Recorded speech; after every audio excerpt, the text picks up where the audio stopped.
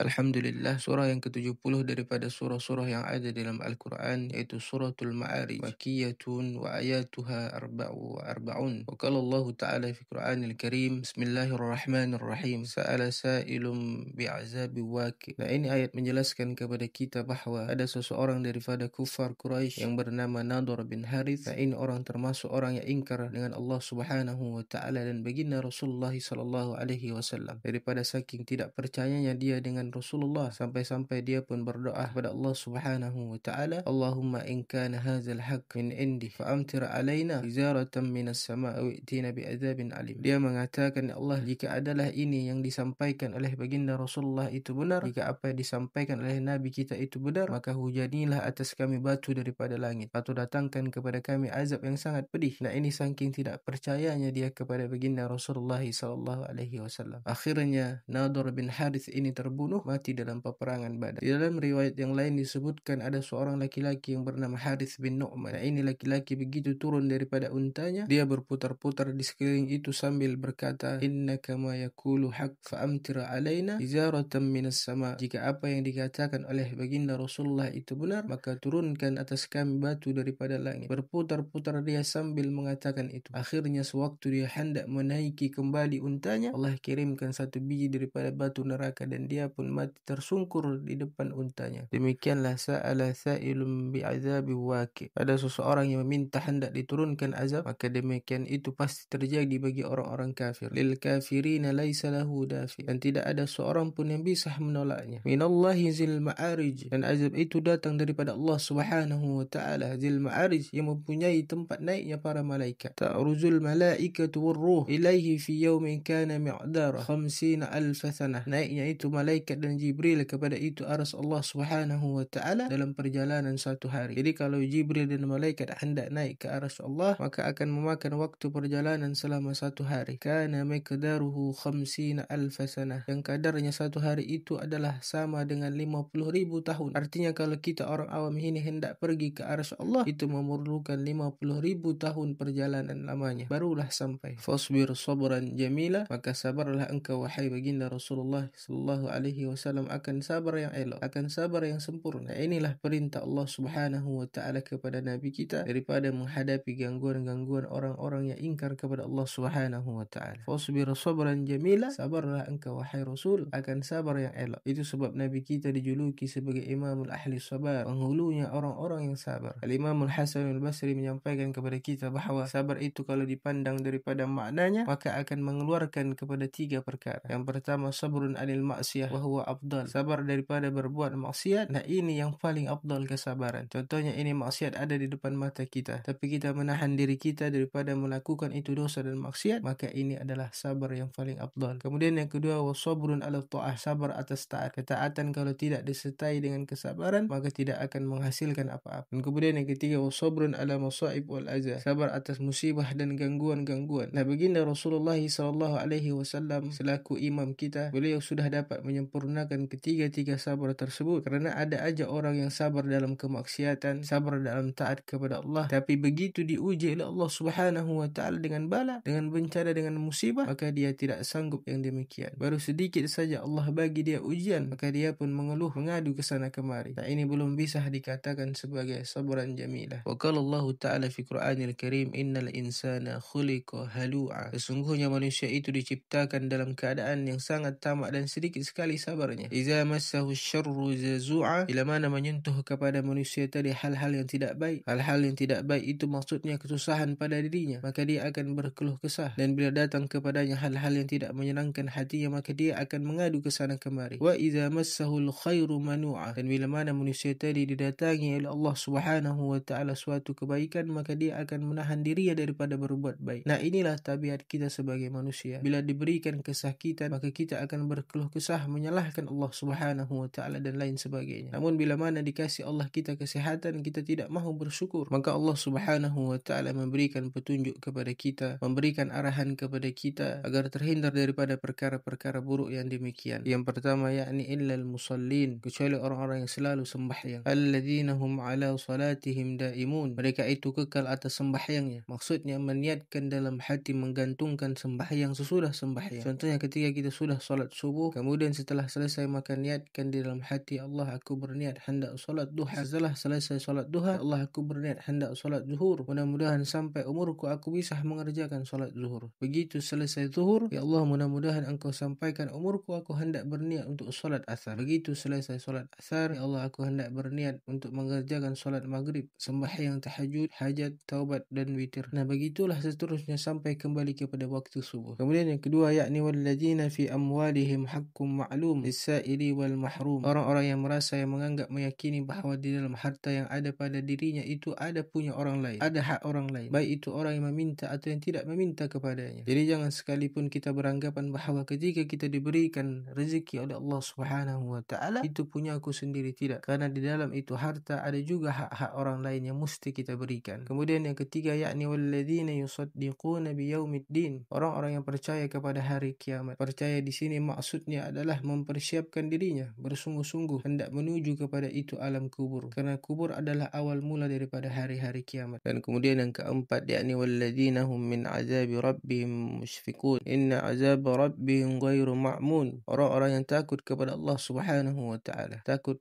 akan azab daripada Allah. Nah, takut yang demikian itu merupakan salah satu syarat untuk kita tidak berani melakukan dosa dan maksiat kepada Allah Subhanahu wa taala. Karena kita ini lebih percaya kepada dokter, lebih percaya kepada ramalan, lebih percaya kepada tabib daripada Allah Subhanahu wa taala. Ujar dokter, engkau tidak boleh makan ini, tidak boleh makan itu, nanti sakitmu itu kambuh. Kita pun percaya, kita pun ikut karena ujar dokter demikian, percaya benar kita. Nah, hendaknya lebih lagi kepercayaan itu kepada Allah Subhanahu wa taala. Karena ini jelas Allah sudah mengatakan kepada kita bahawa ini haram, ancamannya neraka, tapi terkadang kita mahu juga melakukannya. Bahkan kita berani juga melakukan dosa dan maksiat tersebut. Padahal Allah sudah menyampaikan kepada kita, Allah sudah menasihati kepada kita yang demikian itu. Dan kemudian yang kelima, yakni walladzina hum li furujihim hafizun. Orang-orang yang mampu memelihara farajnya, memelihara kemaluannya daripada hal-hal yang diharamkan oleh Allah Subhanahu wa taala. Dan yang keenam, yakni walladzina hum li amanatihim wa ahdihim raun. Orang-orang yang mampu menjaga amanah mereka. Orang-orang yang mampu mengendalikan, mengelola, merawat, menjaganya dengan baik apa-apa yang sudah diberikan amanah daripada Allah Subhanahu wa taala. Seperti harta kan amanah Allah. Bila mana kita mampu mengelola harta ini, jangan sampai harta ini datang daripada perkara yang haram. Jangan sampai harta ini digunakan kepada yang haram. Dan seperti seluruh anggota tubuh badan kita ini kita gunakan untuk perkara-perkara yang Allah ridai. Karena semuanya itu adalah amanah daripada Allah Subhanahu wa taala. Kemudian yang ketujuh, walladzina hum bi syahadatihim qaimun. Dan orang-orang yang bersaksi dengan cara yang benar, orang-orang yang tidak mahu melebihi atau mengurangi daripada apa yang dia lihat dan apa yang dia dengar. Bersaksi dengan sebenar-benarnya karena Allah Subhanahu wa taala. Dan yang terakhir, yakni walladzina hum ala salatihim yuhafizun. Dan orang-orang yang menjaga sembahyangnya itu, menjaga salatnya itu, jangan sampai terlewat waktunya, jangan sampai kurang adabnya kepada Allah, jangan sampai ada yang kurang, ada cacatnya, jangan sampai sembahyang itu asal-asalan sahaja. Maka mesti kita bersungguh-sungguh belajar dengan baik, memberikan yang terbaik dalam mengerjakan solat kita kepada Allah Subhanahu wa taala. Demikianlah, mudah-mudahan nasihat ini bermanfaat dan Allah Subhanahu wa taala memberikan kita semua ini keteguhan hati dan kekuatan iman sehingga kita bisa menjalankan segala macam apa-apa yang sudah diperintahkan oleh Allah Subhanahu wa taala kepada kita, dan kita bersungguh-sungguh hendak menjauhi diri daripada apa-apa perkara yang bisa mendatangkan keburukan kepada kita, dan kita semua ini tergolong kepada orang-orang yang beruntung menurut Allah Subhanahu wa taala, baik di dunia maupun di akhirat. Amin ya Allah, amin ya Rabb,